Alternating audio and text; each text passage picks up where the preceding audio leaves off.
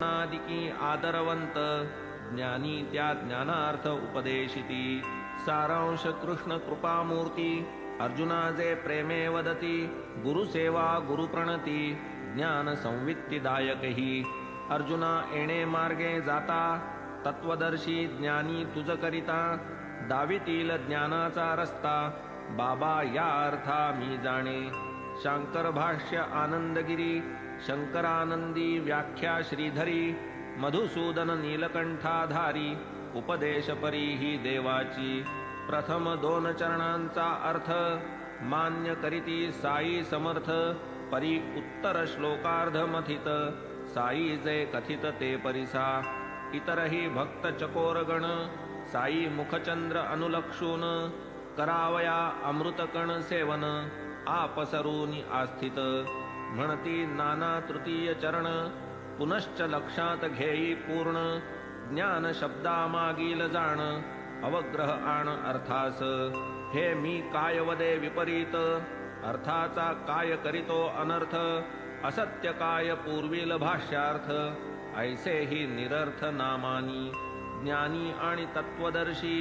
ज्ञान उपदेशिती ऐसे जे म्हणसी तेथे अज्ञान पद जै घेसी यथार्थ घेसील प्रबोध ज्ञान नव्हे बोलाचा विषय कैसे होईल ते उपदेश म्हणून ज्ञान शब्दाचा विपर्यय करी मग प्रत्यय अनुभवी परिसिला तुझा ज्ञान पदार्थ अज्ञान घेता काय रे वेचत अज्ञान वाणीचा विषय होत ज्ञान हे शब्दातीत स्वये वार वेष्टी गर्भासी अथवा मल आदर्शासी विभूती आच्छादी वन्हीसी तैसेच ज्ञानासी अज्ञान अज्ञानाने आवृत्त ज्ञान केले या गीती भगवंते कथन एतदर्थ होता अज्ञान निरसन स्वभावे ज्ञान प्रकाशे ज्ञान हेतो स्वतः सिद्ध शैवालावृत तोयसे शुद्ध हे शैवाल जो सारील प्रबुद्ध तो जल विशुद्ध लाधेल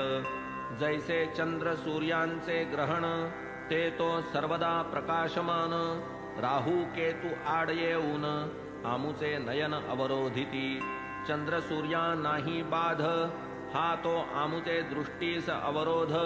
तैसे ज्ञान असे निर्बाध स्वयं सिद्ध स्वस्थानी डोळा करी अवलोकन तयाची देखणी शक्ती ते ज्ञान वरी पडळ वाढे ते अज्ञान तयाचे निरसन आवश्यक।